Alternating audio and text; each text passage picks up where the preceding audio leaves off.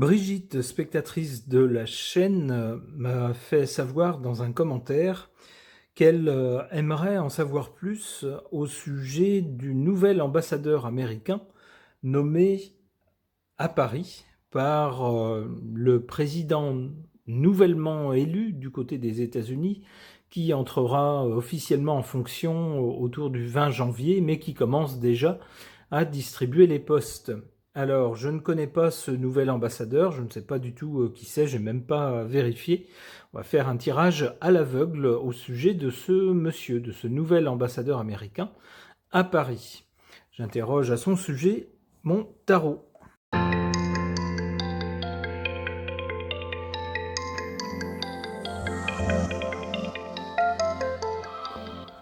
À la base de la nomination de ce monsieur, de ce nouvel ambassadeur, on trouve l'empereur. L'empereur, bien sûr, c'est le président nouvellement élu. C'est quelqu'un qui a vraiment une stature de chef d'État, nous dit-on, avec cette carte qui, ma foi, selon son bon vouloir, a nommé telle personne à tel poste. C'est vraiment l'expression de son vouloir à lui. Hein. C'est pas une élection, c'est pas un truc. Non, c'est vraiment je te désigne toi pour aller à tel poste. Pour le présent, on a cette carte de l'amoureux. L'amoureux indique un doute, une hésitation, un choix à faire, parfois des consultations. Alors le doute, justement, c'est celui qu'on a en apprenant cette nomination.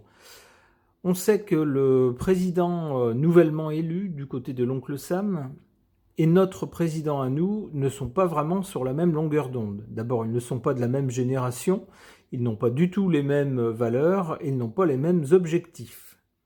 Ce sont deux caractères assez décidés, forts pour l'un, plus fantasques peut-être pour l'autre.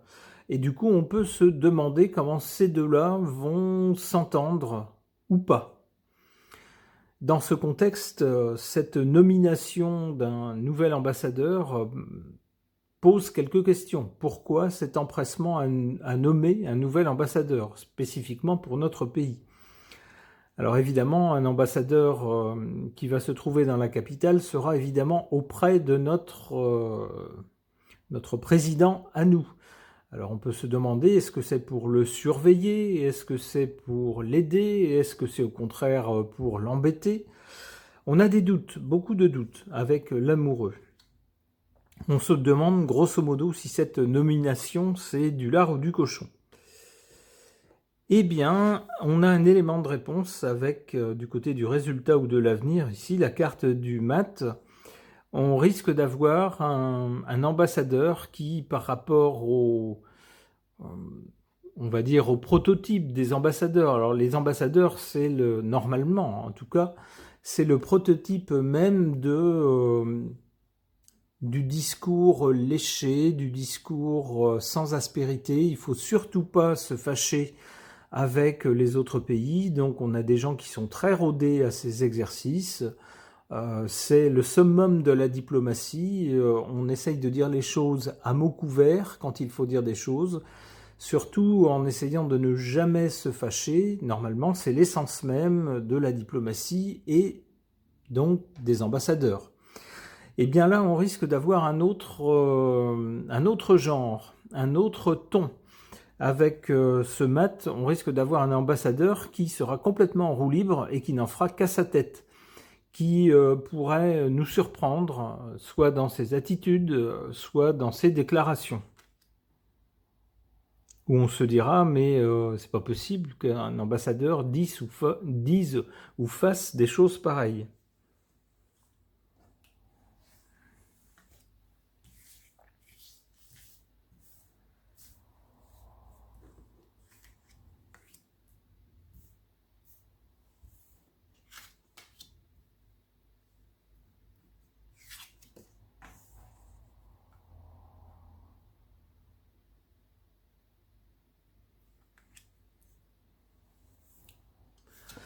En carte favorable par rapport à cet ambassadeur, on a la carte de l'impératrice, qui nous montre des choses bien rodées, bien huilées. C'est tout à fait réfléchi, si j'ose dire. Enfin, en tout cas, ce monsieur sera une des pièces de l'appareil diplomatique du nouveau président outre-Atlantique. Il sera bien inséré dans ce jeu diplomatique. Il jouera tout à fait son rôle. Ce sera également quelqu'un qui excellera dans le domaine de la communication. Il faudra prêter attention à ce qu'il dira. Il y a des chances qu'il manie les mots à merveille et beaucoup mieux que notre président, qui est connu pour certaines déclarations malheureuses. Hélas, on a une vilaine carte en position défavorable par rapport à ce nouvel ambassadeur. On a la carte du diable, qui tendrait à nous montrer que ce monsieur n'aurait pas été nommé par hasard à ce poste-là. Avec cette carte du diable, il y aurait, allez, on va mettre ça au conditionnel, il y aurait bien des intentions pas dévoilées directement et pleines d'arrière-pensée vis-à-vis de notre président à nous. Sans doute des questions d'argent, sans doute des questions également de chantage avec le diable. On pousse les gens à faire des choses, on leur promet, on leur fait miroiter des choses qu'on leur accorde, mais il y a une contrepartie. La contrepartie souvent fait regretter d'avoir dit oui, de s'être engagé. Mais de toute façon, avec le diable, il y a souvent quelque chose de malhonnête, une entourloupe.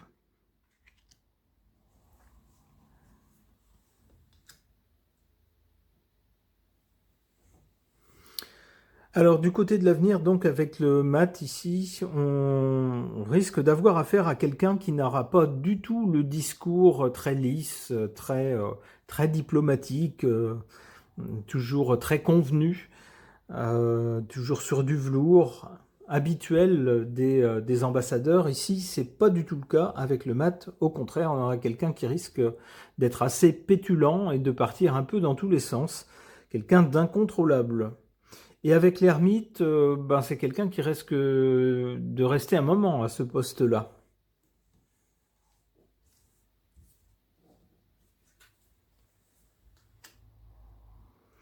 Le battleur laisse penser que ce monsieur, ce nouvel ambassadeur, tentera des choses nouvelles, des choses qui ne se sont jamais faites avant. Ça sera quelqu'un qui fourmillera d'idées, alors pas le genre de bonhomme qui va rester dans son fauteuil à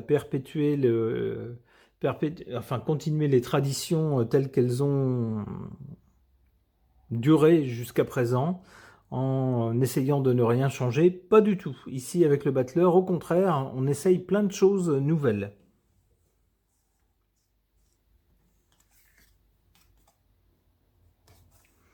La papesse. La papesse nous dit que c'est quand même, peut-être que ce sera quelqu'un d'assez pétulant, qui sera ou qui donnera l'impression d'être assez jeune dans sa façon de s'exprimer ou d'agir, avec parfois peut-être on se demandera si c'est pas quelqu'un qui part un peu en vrille. Et ben avec la papesse, non, c'est plutôt quelqu'un d'intelligent, sans doute quelqu'un de plus intelligent qui ne voudra bien en donner l'air. Et attention, parce qu'avec la papesse, il y aura des choses cachées. Sans doute, ça rejoint ici la carte du diable, c'est quelqu'un qui sera, qui sera en mission. Bah oui, forcément, il sera en mission pour son pays, forcément. C'est un peu la fonction d'un ambassadeur. Mais il y aura des choses qu'on ne saura pas.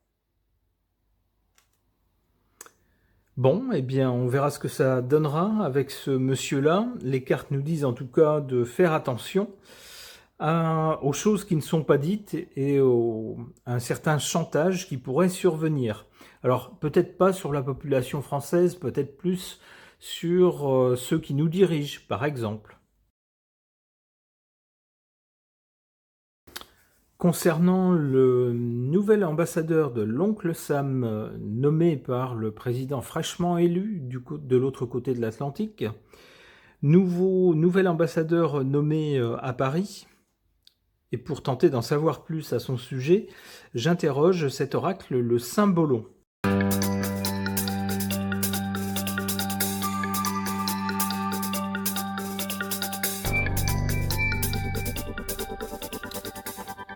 À l'origine ici de la nomination de ce nouvel ambassadeur, on voit une carte où deux êtres se tiennent la main avec derrière eux un ange. C'est presque idyllique, c'est presque surnaturel. Ça me rappelle ce qui a été dit concernant cette nomination. Le président nouvellement élu chez l'oncle Sam a dit que les États-Unis et la France étaient des pays alliés depuis longtemps, que la France était l'un des plus vieux alliés de ce pays. Alors évidemment, on met en avant tout ce qui rapproche, tout ce qui réchauffe la relation entre les deux. C'est un peu ce qu'on a là. Hein. Voilà, on a deux personnages qui se donnent la main sous l'égide d'un ange. Tout semble angélique. Pour le présent, ici, on revient sur Terre. Hein. Ici, on était avec les anges. Là, c'est beaucoup plus terre à terre. On a un paysage avec de la verdure, avec un bâtiment un peu plus loin, un bâtiment officiel qui pourrait faire penser à un bâtiment présidentiel, ce genre de choses, donc qui évoque donc de hautes fonctions dans le gouvernement ou l'administration d'un pays. Donc on revient là à la fonction d'ambassadeur, puisqu'un ambassadeur représente un pays A dans un pays B. On voit ici toujours les deux personnages, on peut penser qu'il s'agit des deux mêmes ici, donc les deux pays par exemple, qui, on ne sait pas trop s'ils se tiennent la main, ils sont en tout cas côte à côte, donc pas fâchés. Mais là, on est déjà plus dans le côté cuit les petits oiseaux. Hein. Ici, là, on a vraiment l'arc-en-ciel, les anges. Alors ça y est, on est complètement perché. Et bien là, on revient sur Terre quand même. C'est plus, c'est quelque chose de plus prosaïque. Et on voit qu'il y a tout un chemin avant d'arriver ici, tous les deux, à un bâtiment où on va faire les choses en commun. On voit qu'on n'y arrive pas encore. Il y a un peu de chemin à faire. Donc déjà, ça sent, alors pas la désunion, mais quelque chose de moins évident que ce qui a été annoncé en pratique. Et alors du côté du résultat, ici, qu'est-ce qu'on a? On retrouve cette fois-ci deux personnages aussi. Alors ils ne sont plus aussi lumineux que sur les cartes précédentes, en particulier la première. Non seulement ils ne sont plus lumineux, mais le ciel est très chargé. Il y a même des éclairs dans le fond. Donc on voit l'orage qui gronde. Et puis que font ces personnages? Est-ce qu'ils se tiennent par la main baignés de lumière? Pas du tout. Ils s'en vont chacun de leur côté. Alors il semble qu'ils ils se font un signe de la main, donc c'est pas non plus c'est pas la bataille, mais il semble que chacun suive son chemin et ce n'est pas le même pour chacun des deux. Donc ça peut laisser présager avec la nomination de ce nouvel ambassadeur que ce monsieur verra les deux pays suivre des chemins différents. Ça ne les empêche pas de s'entendre, en tout cas on n'a pas de traces de combat ou quelque chose comme ça, ou d'affrontement dans cette carte, mais on voit bien que les chemins ne sont plus les mêmes. Ils ne se tiennent plus la main non plus, les deux personnages, et puis le ciel s'assombrit.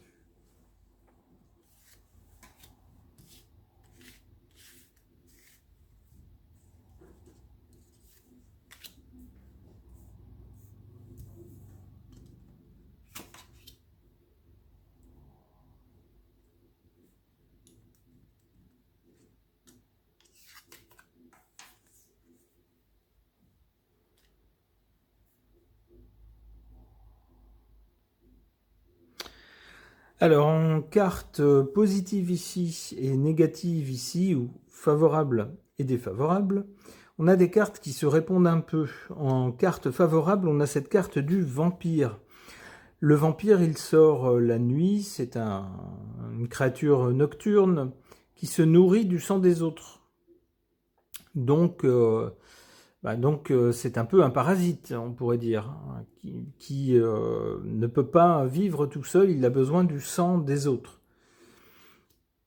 Alors ici, on voit cette carte en position favorable. On peut penser que dans ce cas-là, l'un des deux protagonistes, on ne sait pas lequel, vivra un peu grâce à l'autre ou bénéficiera de l'énergie de l'autre. Alors pour en revenir au thème du tirage qui est l'ambassadeur, ici on a un ambassadeur qui symboliquement vivrait de l'énergie de quelqu'un d'autre. En fait, un ambassadeur, il n'est pas dans son pays, il est dans le pays où il a été nommé. Et il vit grâce à ce pays, puisque sans lui, il ne serait pas là. Donc ici, c'est plutôt une carte positive. L'ambassadeur, le nouvel ambassadeur, semble-t-il, saura se souvenir que s'il est à ce poste-là, et s'il gagne ce qu'il gagne, c'est pour être ambassadeur de France. Donc d'une certaine façon, merci la France. En carte négative, on a cette carte de quelqu'un qui semble jouer aux échecs. Et si la carte est en position négative, ça peut nous parler d'échec et mat, c'est-à-dire d'une relation qui ne se passe pas forcément très bien entre ce monsieur et puis son pays d'accueil. Ça peut être ça. Ça peut être aussi, alors pas forcément lui-même, mais lui incarnant son pays, et donc la relation entre les deux pays qui peut-être ne s'améliore pas.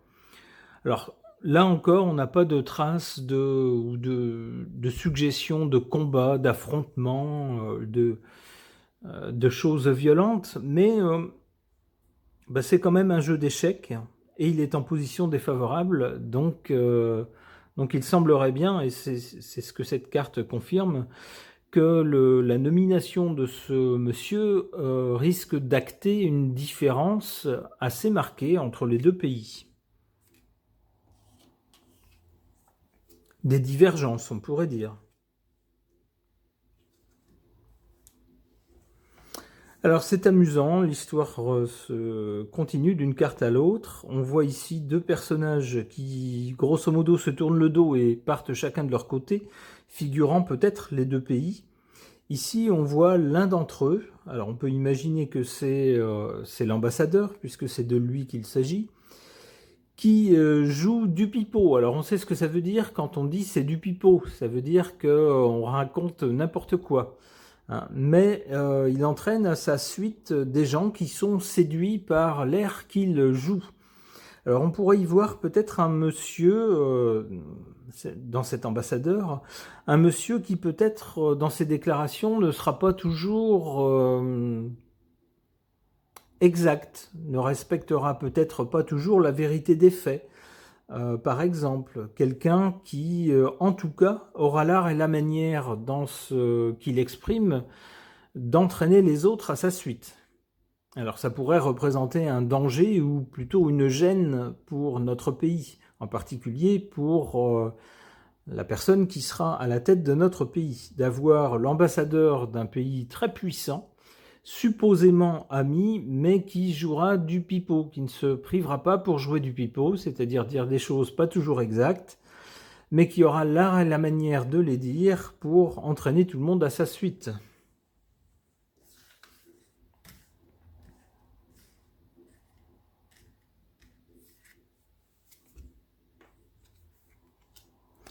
Alors on a là la carte d'une reine. J'y vois en tout cas une monarque. Alors ça peut laisser penser que ce monsieur, l'ambassadeur, jouera un rôle plus important que sa fonction ne le laisse supposer, que sa fonction normale. Ce sera quelqu'un qui pourra littéralement presque se comporter comme un roi ou comme une reine. C'est ce que suggère en tout cas cette carte. Une dernière concernant cet ambassadeur. Ouh là là, on n'a pas une belle carte, on a ici la carte du sacrifice, quelqu'un qui, alors soit quelqu'un qui sera sacrifié au bout d'un moment, soit quelqu'un qui exigera des sacrifices de la part de notre pays. Alors en tout cas, c'est pas une bonne carte. Dans un contexte diplomatique, ça n'est pas bon du tout d'avoir ce genre de carte. Ça signale plutôt alors des ennuis, peut-être pas, mais en tout cas des difficultés. De façon générale, ce tirage-là commence bien et finit mal. Commence par quelque chose du genre « nous sommes des pays amis, tout va bien entre nous, nous sommes de vieux alliés, blablabla, le monde est rose, c'est le pays des bisounours », et plus ça va, plus ça se dégrade. Et là, on a quelqu'un qui n'en fait qu'à sa tête, qui dit ou fait des choses qui risquent de vraiment gêner le pouvoir chez nous, et quelqu'un qui va se comporter peut-être en outrepassant les limites de ses fonctions. C'est un peu ce que je vois, et qui pourrait soit lui être sacrifié, soit nous causer des problèmes. C'est comme ça que je le vois. Donc de façon générale, pour répondre un peu à Brigitte, si je résume un peu ce qui ressort de ces deux tirages, j'ai l'impression que ce monsieur n'a pas été nommé là par hasard, mais dans le but justement disons de ne pas faire tapisserie. C'est pas quelqu'un qui va se fondre dans le décor, c'est quelqu'un qui aura un rôle à jouer, un rôle précis pour lequel on l'a nommé. Et j'ai l'impression que ça va beaucoup gêner que ça va gêner les gens qui nous gouvernent ici en France. Bon, on verra si mon interprétation était correcte ou pas. Ce tirage est maintenant terminé. Merci de l'avoir suivi.